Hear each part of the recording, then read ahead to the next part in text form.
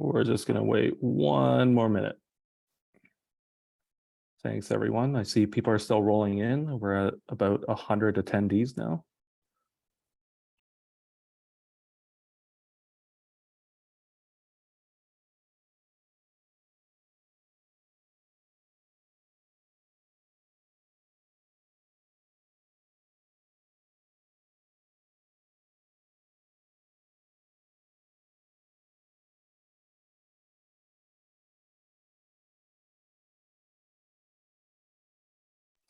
Okay, I think we're going to get started.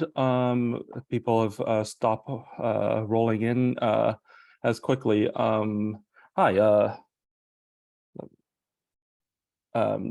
Yeah, hi. My name's Angus. Thanks for joining the PayPal for Palestine webinar. Today, I'm going to be your moderator, and I'll be joined by three amazing panelists, Laura, Mona, and Linda, who will be answering questions about PayPal's current practice of allowing Israeli settlers living on occupied Palestinian territory to access PayPal while denying all Palestinians access to PayPal. This webinar is part of a campaign led by some of us, Empower, Daily Kos, and Henley, with the aim of changing PayPal's discriminating policy. So far, we've gathered 200,000 signatures on our petition, got numerous press hits, and the Incredible Hulk, aka Hollywood superstar Mark Ruffalo, has shared the petition, making it go viral. This webinar is the next step of our campaign as we ramp up on our pressure, so thanks for joining, everyone. As far as format goes, the webinar will end in the top of the hour, maybe a little bit early. The core of the webinar would be me asking the panelists questions. Eric from Henley, please say hi, Eric, will then facilitate the audience question part of the webinar. Please type in your questions in the chat box throughout the webinar, and Eric will select some of the questions depending on what has been covered by the panelists. So unfortunately, well, let me do the introductions of the three speakers, and Eric is going to be copying and pasting their full bios in the chat box if you want further information. But they are very impressive indeed. First, we have Lara Friedman, president of the Foundation for Middle East Peace, with more than 25 years experience with working in the Middle East foreign area policy. We're really delighted to have her Israeli and Palestinian expertise in particular for this conversation. It's a real pleasure to meet you finally after all those emails back and forth. Thanks for joining, Laura. Next, we have Mona Shateya, the advocacy advisor at Henley, the Arab Center for the Advancement of Social Media. She's stepping in for Nadeem, the executive director of Henley, who unfortunately had to drop out last minute because of COVID. I don't think we crossed paths yet. I don't think we crossed paths, Mona, when I was in Palestine for Henley's Palestine Digital Activism Forum before the pandemic, but I'm really glad that we're talking today. Thanks for coming with such a short notice. And finally, we have Linda. She's joining us shortly. She's joining us shortly, and I think I'll just introduce her when she comes in. And a little bit about me. I'm Angus. I work for Some of Us, a community of 21 million people committed to curbing the growing power of corporations. One of my roles is engaging in corporate-focused Palestinian solidarity campaigns, including mobilize our many members against Airbnb and PayPal. And also recently, in the last year, I've been engaged in dialogue with executives at Ben & Jerry's, Puma, and General Mills about their complicity in the apartheid of the Palestinian people. Okay, now that we got all that out of the way, let's jump to the heart of it, the questions. So to ground some of the audience who are unfamiliar with the settlements and the occupied Palestinian territory, Laura, can you give some general background for the webinar audience? Sure. Thank you, Angus, and thanks to Hamle for organizing this. It's an honor to be on here with Mona and Linda, both of whom are two people I look to for wisdom and guidance. Look, I mean, the basics of this conflict, I think, are probably pretty well known to people who are on this call, but just to sort of frame this, and we're here on the call today talking strictly about the West Bank. And I want to put that out there because when we talk about, apartheid and we talk about Palestinian rights, there are issues on both sides of what's called the Green Line, which is the line dividing what is seen as sovereign Israel from the West Bank. We're talking strictly about the West Bank here. In 1967, Israel took control of the West Bank in a war. Depending what your historical lens is, you can see that as a war of defense or a war of offense. Not really interested in litigating that right now. The bottom line is Israel since 1967 has maintained what is viewed under international law, including, by the way, by the Israeli High Court, as a military occupation of the West Bank, a belligerent military occupation. And under a belligerent military occupation, under international law, there are things that Israel has an obligation to do, like looking after the welfare of the residents of that area. And it has things that it is absolutely barred from doing, including putting its own citizens there, extracting resources, moving the people, the indigenous people, out of that area into their own sovereign state, into their own sovereign land. There's all sorts of things they can't do. And since 67, Israel has basically ignored all of those things. And what we have seen really since very shortly after 67 is the birth of the settlement movement, which is the movement to essentially create civilian cities, towns, settlements across the West Bank, which are designed. I mean, this is not, people are always careful, like, don't attribute intent. I'm very careful not to attribute intent. If you listen to the settlers, they will say the purpose of settlements in the West Bank is to prevent there ever being a Palestinian state, a Palestinian polity, Palestinian independence, Palestinian viability as a national project. And also, and you can see this today very clearly in things like the southern West Bank, the South Hebron Hills, to push the Palestinians off as much of the land as possible so that you really can realize this dream of a land without a people for a people without a land. It's really a problem when it's not, the land actually does have people. It's not a land without a people. It never was. And the settlement movement has been dedicated really to taking as much land as possible, putting down an Israeli civilian presence protected by a military presence, and then over the years, getting us to the point where the Israeli policy, the Israeli government, the Israeli law treats that civilian presence in the West Bank as absolutely indistinguishable from Israelis inside sovereign Israel, which is how we get to where we are today, where you have international companies like PayPal that treat the settlers living in the West Bank exactly as if they were living in sovereign Israel and give them full services, while Palestinians living in villages next to them, where they've been living since before 67, before 48, don't get any services at all. So when we talk about apartheid in the West Bank, which has come up a lot, and again, the term is used also for inside the Green Line, but in the West Bank, you're talking about an incredibly brazen, I mean, it is almost, it's like the dictionary definition of apartheid small a, where you have two civilian polities living side by side, separate and unequal laws applied to them, one with inalienable rights and one with absolutely alienable conditional so-called benefits that they enjoy or are extended by military law, which are utterly conditional and revocable. And that's the situation today. And this is a really timely call, and this is a very timely campaign to the extent that this has become a status quo that is not only unchallenged, it is unnoticed largely, which is how international companies can conduct business as if everything is normal and fine. Thanks so much, Lara. In particular, I really appreciate having the background for our audience members, and also defining the term apartheid. I think that's really important for the context of this campaign against PayPal. Next, I want to move on to talk to ask Mona a question. Mona, can you explain how the discriminatory practices by companies like PayPal affects Palestinians on a day-to-day basis? Yeah, thanks, Angus, for the introduction and for the question. And thanks, Lara, for setting things into context to start with, because if we are talking about like the reality in Palestine, the political reality, it's also an extension in the online space, as we define the digital rights as an extension for the human rights in the online spaces. And then the discrimination on the ground that we as Palestinians are facing on our everyday life, we are also facing that on the online spaces.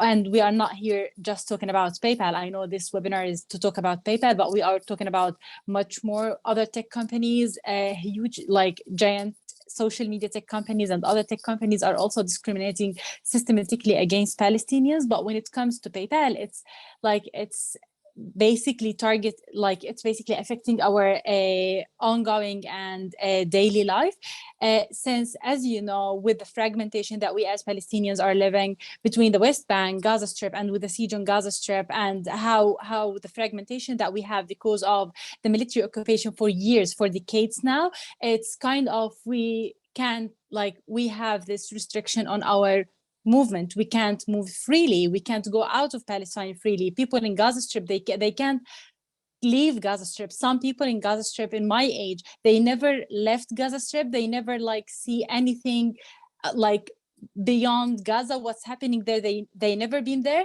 And preventing them from accessing PayPal or from having PayPal services means that they also prevent them from having work opportunities beyond Gaza Strip. And that means that they are not only under siege on the ground, but also under siege virtually, so they can't work abroad. Most of the people, I know there are other companies, but most of the people who are working worldwide are using PayPal. PayPal is the largest company for the e-payments, and therefore whenever you are working with someone as a freelancer, with the high unemployment in Gaza Strip, as well as in the West Bank, people are finding or trying to find international solutions so they can get paid whenever they are doing freelance work.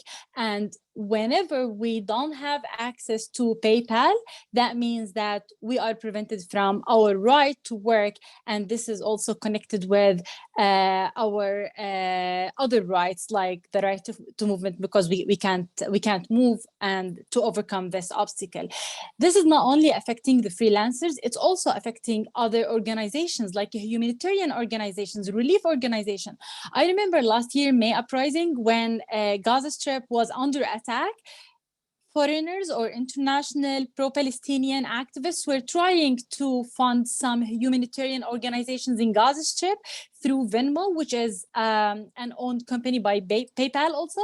And they were prevented from making such payments to those humanitarian organizations, which means they are not only affecting freelancers and young people from having work or from practicing their normal life. They also in the time of crisis, we've seen a huge discrimination against Palestinians, unlike the case of Ukraine and Russia. When it happened there, we saw how PayPal took strict measures. It was really quickly to help Ukrainians because they are under war. They are under attack. And that's really if we just compare that, we can understand what does being at risk for companies, for big tech companies, means. And that doesn't justify why, I'm not comparing, because it's not a case that we won't compare Palestinians with Ukrainians. Political contexts are totally different between here and there, but it's just to give you an example, a very concrete example and recent example of how when tech companies, they want to take action, they took that in that case. And whenever there's something in Palestine, they don't care, they don't give they don't think about it, and they just continue their ongoing discrimination. So it's affecting the daily life, as well as even whenever we have emergency cases or we are living under attack, it's also affecting us way more than that. Mona, thank you. Can I just ask a quick follow-up question of how does PayPal justify this discrimination? When you talk to PayPal, how do they justify that? Why they provide service to, I think, 213 countries, but not Palestine? So for a long time, PayPal were having this kind of justification that Palestine is not ready, because there are certain measures that countries should take to be ready to have PayPal services. And from what we know from our local communication with the PA and the Monetary Authority in Palestine, they said that they took those recommendations from PayPal, and they have been working on that for the past couple of years. And they said that now we in Palestine are ready for all those recommendations. They took that seriously, and we are now ready to have PayPal. But till now, we can't have PayPal in Palestine. Although, as you said, those settlers who are living in illegal settlements that are built on the West Bank lands, basically the occupied lands, they have like someone who's living just next to us, like few meters away from us, they can access PayPal, they can enjoy those services. But Palestinians, just because they are living in the Palestinian territory, I mean here West Bank and Gaza Strip, because East Jerusalem is not, they can't have those or they can't access PayPal services. Thanks, Mona. Thanks for that background. I just want to quickly introduce Linda Sarsour, who just joined us. Linda is a co-founder of the first Muslim online organizing platform, Empower Change, amongst many, many different things she does. Linda, thanks for joining. I'm a little starstruck, so excuse me as I fumble through your intro there. Yeah, just I think I recently peeked at your social media, and I noticed that you were in Palestine. Can you speak a little bit more about PayPal's policies and how they affect Palestinians? Did you hear any stories during your trip? Thank you so much for having me here today, and it's good to be with friends. Yes, it's true. I was just as shocked as everyone else that I was given entry into Palestine, and of course, I am originally from El Bira, which is a village in the West Bank of Palestine. My village is adjacent to Ramallah, which many people know is kind of the shopping, central shopping area for the people of the West Bank. And it was just incredible to see the amount of Americans and foreigners who were able to be in Ramallah and actually talking to small business owners who were overwhelmed by the many people who wanted folks, for example, to ship items to them to other countries, people who were buying bulk orders of embroidery dresses.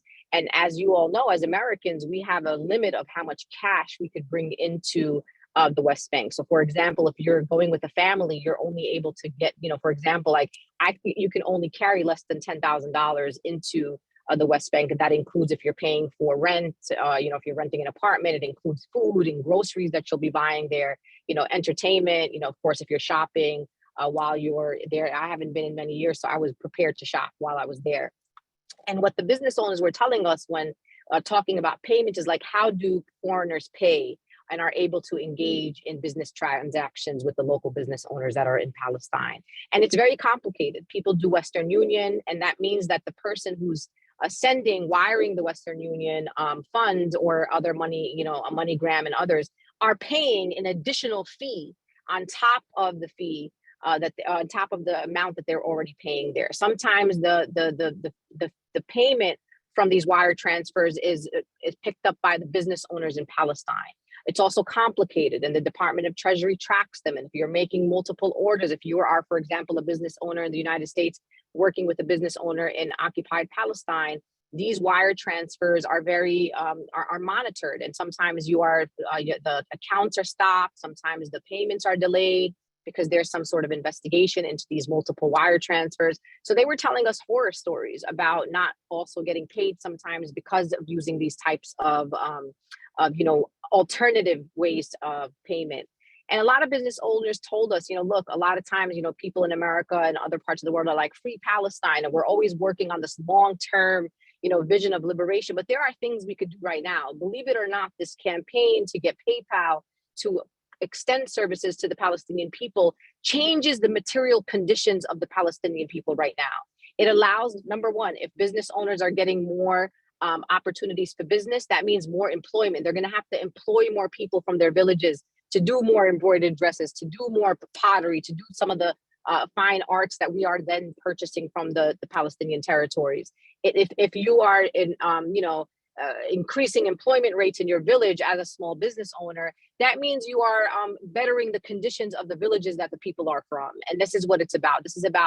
It's an economic justice issue for me, and to be honest, what is PayPal losing? I mean, PayPal is going to be gaining in this. This is a business transaction. And I know we try to do this from a moral perspective. The Palestinian people are human too. The Palestinian people deserve access to these services too. But it's really big business for PayPal. I do truly believe that PayPal actually is also benefiting from this if they are to extend services to the Palestinian people. Me personally, I was specifically focused on by the what they call in Palestine the Lion Circle. There is a street there that is specific for embroidered dresses. It's literally like the whole block is either a jewelry store or it's embroidered dresses. And every single business owner that I spoke to, from El Qahira to the Nil to the Reef, they all said it would be a dream for them to be able to participate in PayPal, to be able to have foreigners, be able to pay them in a secure way, for them to be able to then do business in this way that is both secure for the Palestinians, but also secure for those who are consumers from around the world. So again, for folks who are always thinking about, what can I do for Palestine? I want to help the Palestinian people. Believe it or not, this is one way that you can do that. And it's a tangible way to do that. And of course, as Muna said, it's not just PayPal, right? It's thinking about, watching the fights that Ben and Jerry are having. It's about how we can make sure that corporations are responsible in the way that they do business, that they do not discriminate against people based on conditions that are not the fault of their own. It is not the fault of the Palestinian people that they have a weaker infrastructure or they're under occupation. They are still people trying to feed their families. They are still people, and everybody knows this, and I'll say this about my people, and I'm very proud to be Palestinian. Palestinian people are the most natural entrepreneurs in the world. They will sell you anything.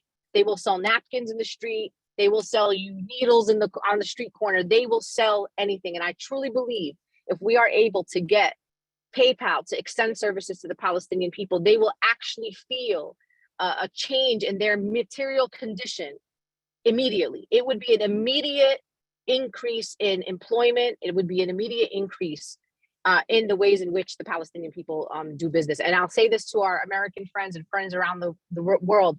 If PayPal in fact does do this, and listen, I know that we've been pressuring PayPal and so many other groups have been pressuring PayPal's, but I know there are people at PayPal that know that this is the right thing to do. That's just the bottom line. You're going to make money and it's the right thing to do. I don't see any concerns of why a Jewish settler can engage in PayPal and their neighbor. And I will say this to, Muna's point also is that in my village, El Bire, I can see from my balcony a settlement. Like it's right there. So when we talk about settlements, we're not talking about something that we're trying to describe to you. I saw it. I can walk up to the barbed wire while I was in Palestine. That's how close these settlements are to our villages.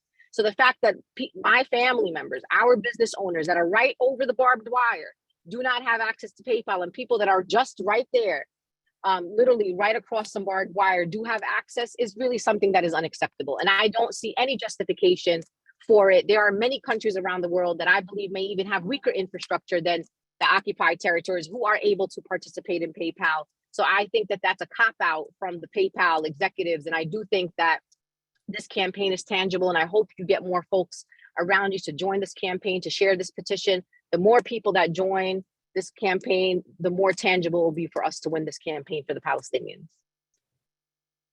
Thanks so much, Linda. I think you answered my follow-up question of why this is an important campaign to join. So thank you for that. It's very frustrating to see PayPal, a profit-making machine, walk away from this profit. I feel like there's just more to it, and it just speaks to racism to me. So thank you for explaining that to our audience. Can I just say one more thing, Angus? Yeah, please. So the reason why I'm sitting in this car is because, just in case you see my camera off, we never get good news in our movements, and good news is very rare. I am in a car because I am in Louisville, Kentucky, and as many of you have heard, 4 police officers have been charged in the murder of Breonna Taylor by the United States Department of Justice. And this has been a campaign I've worked on for over 2 years now with, of course, many other people. So this is why I'm here. And if I turn my camera off, it's because I'm talking to other people, but I'm listening and I'm here, and our liberation is tied together. So this fight for Breonna Taylor, the fight for racial justice and economic justice in the United States, for me, is the same fight for racial and economic justice for the Palestinian people. And so I hope that we also use this as an opportunity to talk about corporate responsibility when it comes to the Palestinian. If you are someone who has held corporations accountable for, prison, for being, complicit in the prison industrial complex, or in our immigration detention system, or in fossil fuels, or the many harms that corporations are involved in when it comes to our climate and many other things, this, for me, is an intersectional opportunity to bring our movements together. Demanding PayPal extend services to the Palestinian people is just as important as us demanding corporations divest from prisons and divest from detention and divest from fossil fuel and others. So I just wanted to say that, and I want to appreciate Lara for her incredible work. I follow her on Twitter, one of the most brilliant minds that we have when it comes to Israel, Palestine. And of course, the great people at some of us who have continued this campaign for such a long time. Persistency is consistency. Breonna Taylor was murdered over 2 years ago, and only today did the Department of Justice decide to charge the cops who murdered Breonna Taylor. So I just want people to know sometimes accountability is not quick, and so we have to stay the course. So just if PayPal doesn't change course this week, you don't give up. If it's not next month or 2 months from now, we got to stay the course, and I believe in that. And I just wanted to illustrate that Breonna Taylor is an example of what persistency and consistency looks like.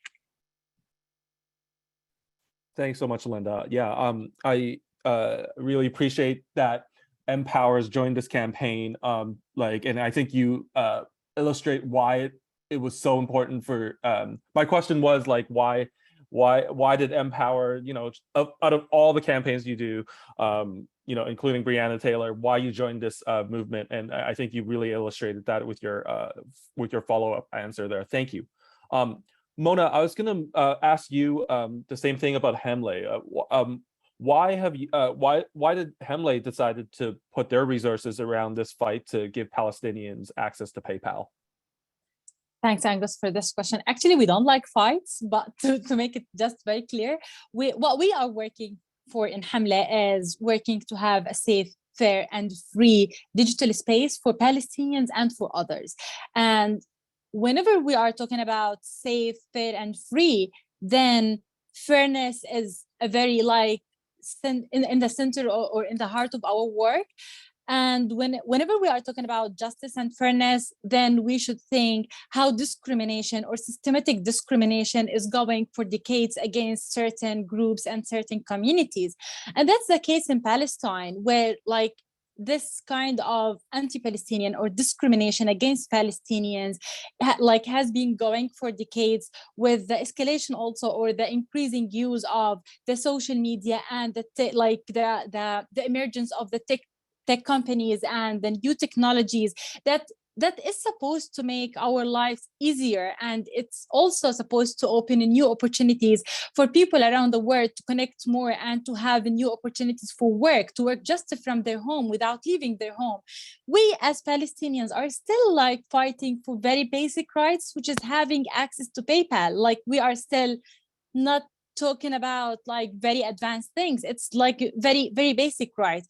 And it's really disappointing whenever we just for example, I can give another example from another context, which is whenever we are talking about social media companies now, in Europe and in the US, they are talking about how companies are making profits from their data, while we Palestinians, we don't have the privilege to think about how they are using our data. We are still fighting to share our voices, to share our thoughts on the social media. So that's very fundamental, very basic thing. We are not people are now talking about 5G, for example. We are still using the 2G and the 3G. And same for PayPal. People are thinking about NFTs and how they can generate money through selling nothing. Literally, they are selling nothing to make money. And we are still fighting to have access to PayPal. So that means that Israel is working systematically to delay or to deny Palestinian access to the digital services and to restrict our activism, our digital engagement. That they know well that this kind of military occupation is also should be online, because it's kind of preventing us from communicating with the world. It's part of labeling Palestinians as people who are not quote unquote civilized, which we really saw during the Russian-Ukraine war, when they were describing other people. The otherness is another issue, but when they were describing the other people as uncivilized people. So here we go. Here we can think why they are denying Palestinians from accessing such services. Here we can think why Israel is working systematically for that.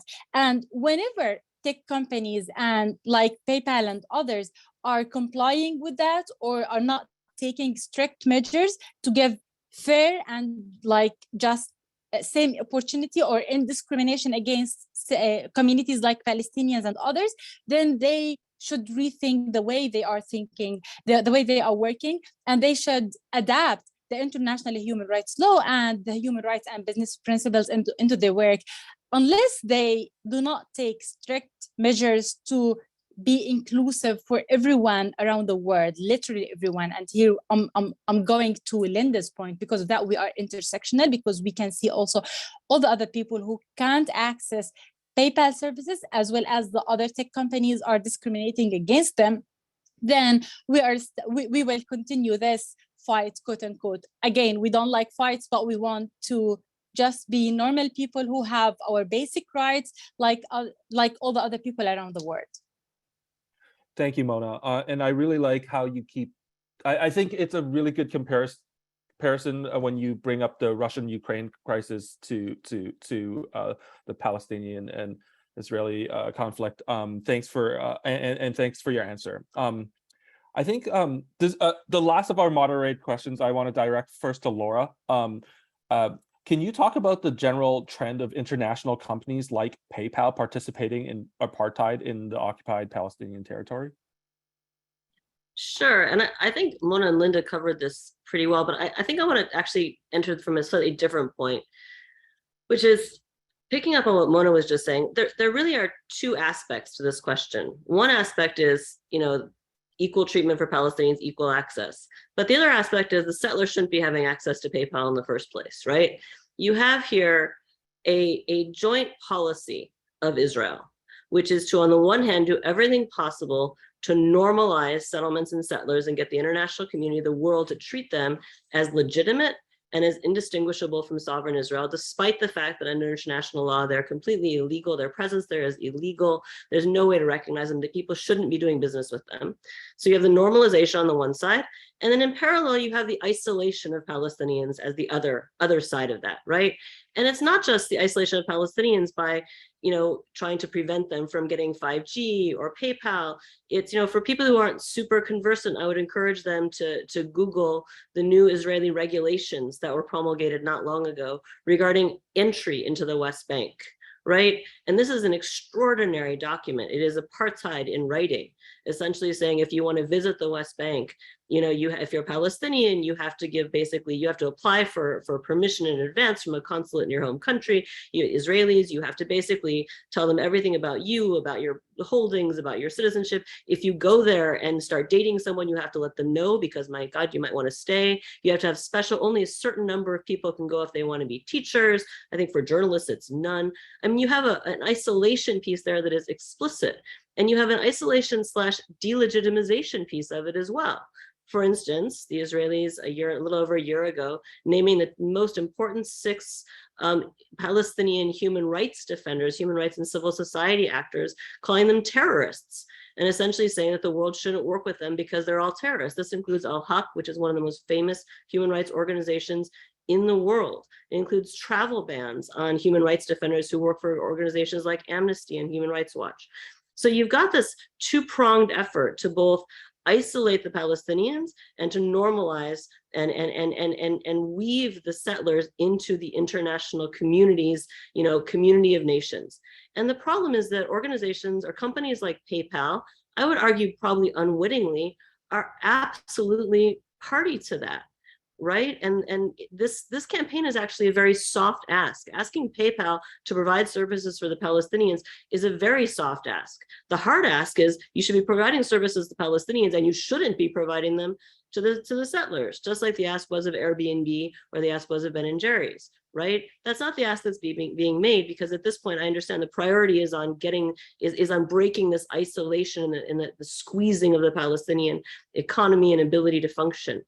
But international companies that engage in the West Bank in this manner, where they are simultaneously acquiescing to and validating Israel's normalization of settlers and settlements, and in parallel, the isolation and marginalization and increasingly non-viability of Palestinians, they bear a heavy responsibility.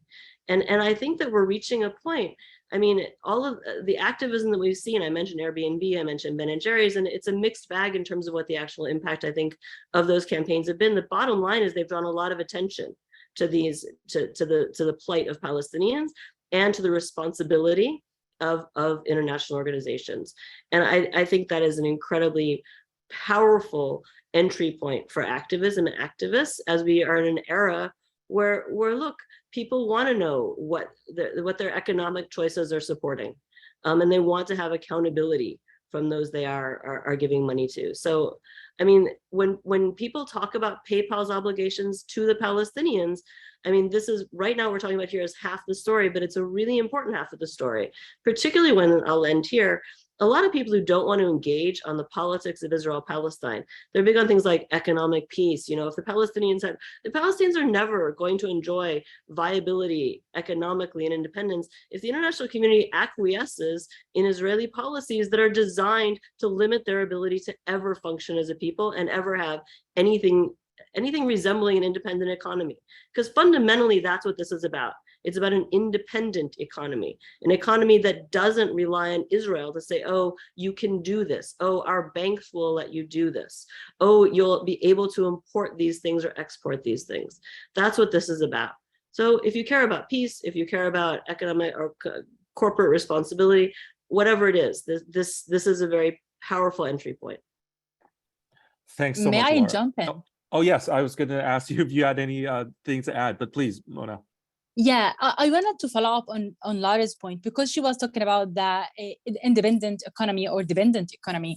I think denying Palestinians from accessing PayPal is basically contributing to the economic dependency, like the Palestinian economic dependency on Israel, because by doing that, that means that we can't work as freelancers, we can't have our own jobs, and sometimes they are like putting more restrictions on even the NGOs that cannot like get funding from supporters and pro-Palestinian activists who wanna like donate to the organizations through PayPal and through other similar e-payments platforms. So that means that the young Palestinians won't find work opportunities or job opportunities. And that means that they might think, or most probably they would think, to go work in the Israeli illegal settlements. They are forcing Palestinians to contribute to build the illegal settlements there. And that means that they are making our life harder and harder. And they are like making this delay between Palestinians and the whole world. Thank you. Yes, thank you for both for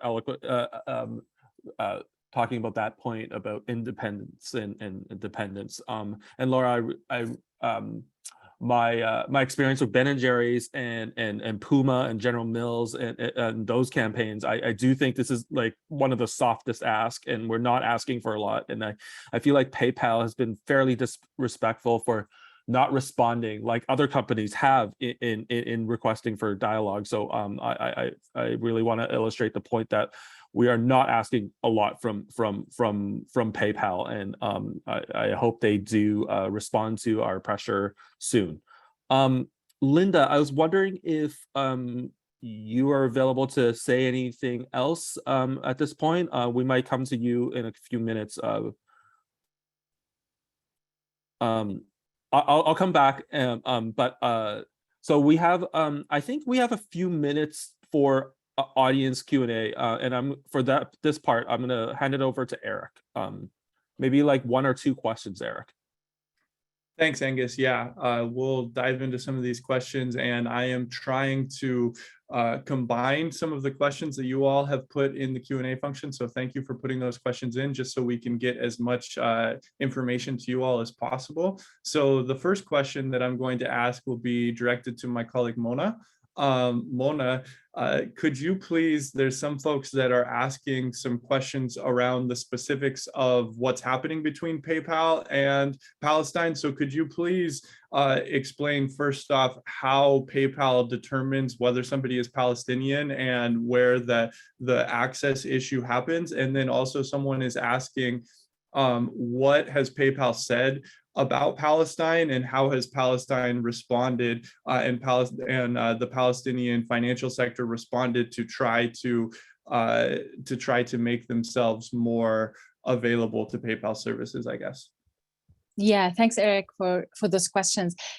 So if you are in Palestine, basically in the West Bank or in Gaza Strip, and you are trying to set up a new account on PayPal, you just can explore the website. You can see the country, like it's listed there. You can see Palestine, but whenever you are trying to open that account there and you are starting this procedure, you can't, because there is this kind of, we are linked with the Palestinian banks, and whenever you are trying to make this link, then you can't get into the system there.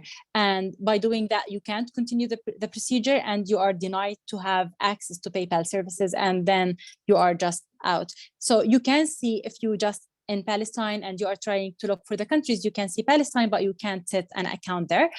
The other thing is why they were like, they didn't give access for Palestinians for a long time. As I mentioned from the beginning, they have like set of requirements for countries to make sure that those countries are not risk countries.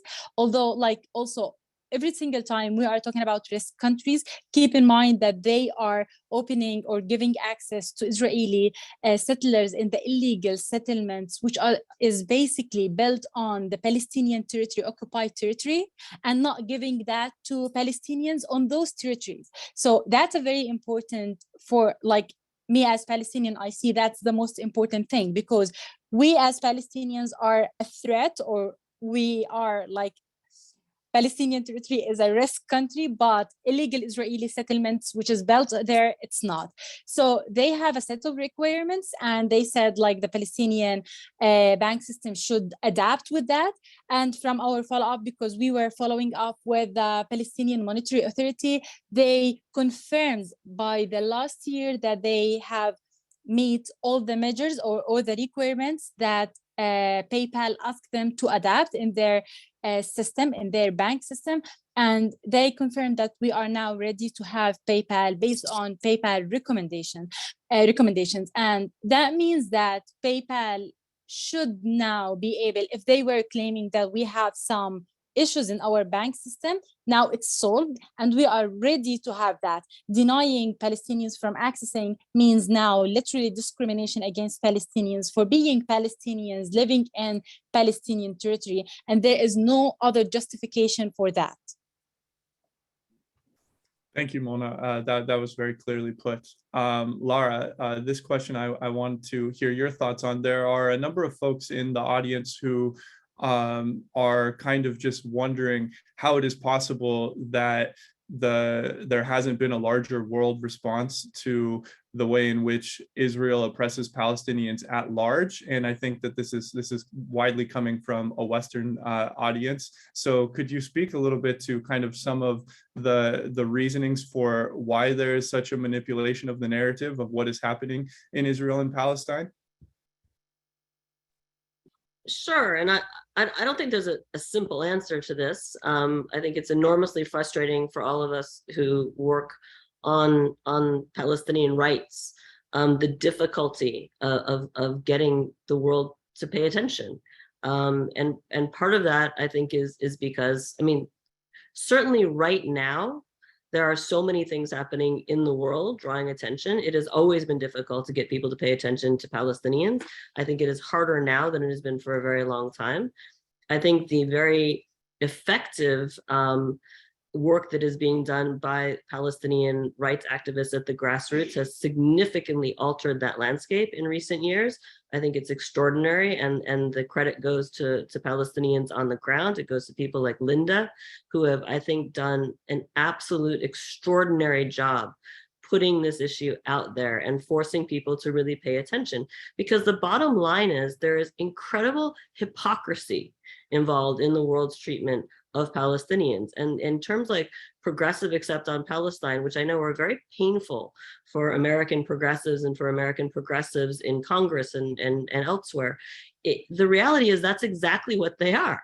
And it's, you know, it's this idea that somehow you can look yourself in the mirror and say, I am a good person, I'm a progressive person, I live by my morals and my values, and oh, by the way, I have an exception when it comes to Palestinians. And we're seeing that in the United States today with the growth of, you know, these anti-boycott laws, which is basically people looking in the mirror and saying, I'm a good person, I'm a progressive person, I believe in free speech. Oh, but wait, I have this exception, right?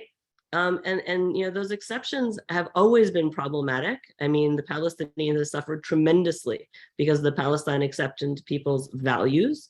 And today, progressives are actually going to be suffering even more because that exception is now being exploited to target other things. For folks who aren't paying close attention, I would encourage them to watch what I call the metastasizing anti-boycott laws, which are now being repurposed to target people who want to boycott or hold accountable companies for fossil fuel, all the things Linda was talking about, right? For fossil fuel investment, for guns and ammunition.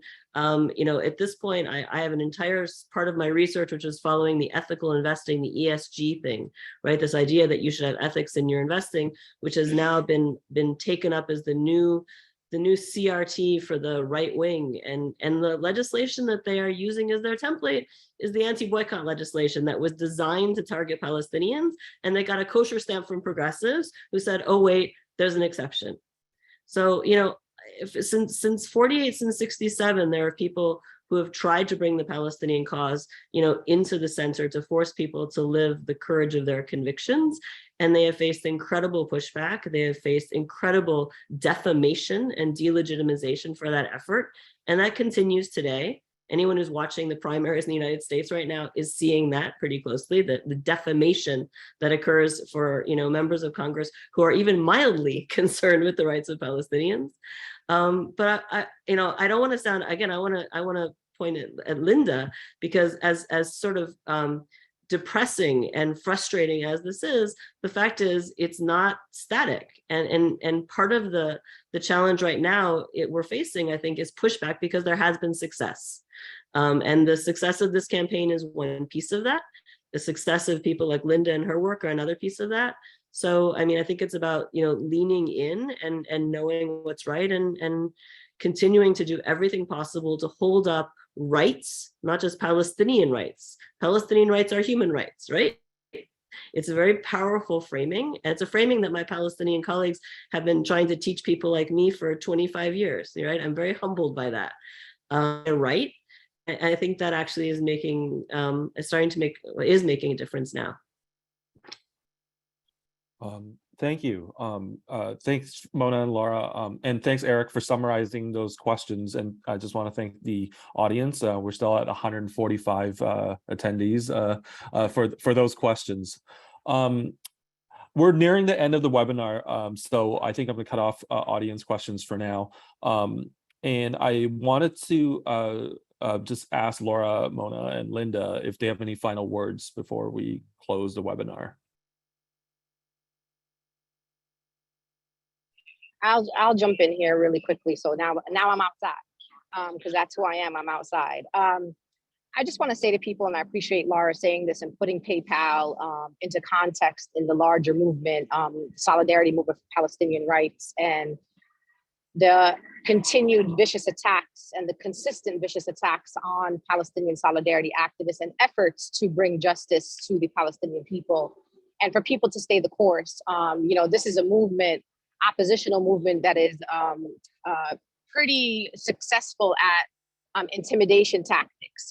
They have different means to try to silence people. And I think that there are people in our movements that have proven that you go up against the opposition because we're the ones on the right side of history. You know, I watched Rashida Tlaib on Tuesday, crush an opponent that was being propped up by pro-Israel lobby and AIPAC. You know, they went after Corey. If you would have saw the mailers that they were putting out in St. Louis against Corey around Israel, Palestine, you would be, it was just, I can't even find a word to describe it. It was absolutely deplorable. And so they went to Congress, and not only did they go to Congress, they crushed their elections and are going back to be in solidarity with the Palestinian people. So if you are in academia, if you are a student organizer, if you are an activist and an organizer, if you are a leader of a nonprofit organization, stay the course. Not $1 is worth selling the Palestinian people. Not one funder is worth selling the Palestinian people. Not one, award is worth selling the Palestinian people. To see Palestine as part of kind of the global justice issue of our time is really something that we're going to look back at 50, 60 years from now. And you want to be able to say that you were not just on the right side quietly, but you were loudly on the right side. And so PayPal is just one campaign of a larger movement for us to boldly stand against corporations and people in power to say the Palestinian people deserve what everybody else deserves: freedom, justice, access, economic justice, economic opportunities, and really the right to thrive. I don't want the Palestinian people just to continue to survive occupation, because they've already showed you that they could survive. We are survivors, we are resistors, and that's who we are as Palestinian people. But there's one day that has to come where the Palestinian people are able to breathe and are able to thrive. And this is one step in that direction. So I appreciate all the work of the folks here today, and was very honored to be on this very distinguished panel. And the work continues and continue to center and lift the voices of the Palestinian people. Thanks so much, Linda. And Laura and Mona, I want to also give you a chance to have any final words before we close. I can jump in. Okay, so I'm really honored to join Lara. This is maybe I don't know how many times we were on the same panel. I'm really honored to be with you, and also honored to be with Linda. This is also not the first time meeting Linda, but like I'm honored to join you, the three of you guys. And my last thing is, people who are attending this webinar can do something. They usually, like anyone around the world can. I know, like, it's not only about digital activism, it's not only about having digital action, but they now can do something. If they are interested in being engaged with this campaign, they can simply sign the petition, which has now over 220,000 signature, including Mark Ruffalo, the actor, the US actor, signature there. And I really call on all of you to tweet now, tag Hamlet, tag some of us, tag Import Change with this petition, and invite, like, use the hashtag PayPal for Palestine, invite your colleagues and your networks to sign on this and help Palestinians to get access. We are, as Lara said, we are just asking for the bare minimum, which is getting access. We didn't even think about the other things. So you can take action now, and all we need is freedom, justice, and dignity for Palestinians as the other human being around the world. Thank you. And Laura? I'm going to let Mona and Linda with those are mic drop moments, so I'm just going to leave it there. Yes. Well, thank you, Laura, Mona, Linda, for joining us today, and everyone that attended in the audience. As mentioned, Mona mentioned some great next steps. Eric has posted those in the chat, where the petition, you can find the petition at someofus.org/PayPal. And and if you signed the petition already, we will be in touch about how you can push PayPal to give access to Palestinians, and we do have plans to escalate the campaign in the coming months, so you will be hearing from us. Again, thank you, and I hope you guys have a good rest of your day. Bye-bye. Thank you. Thanks a lot.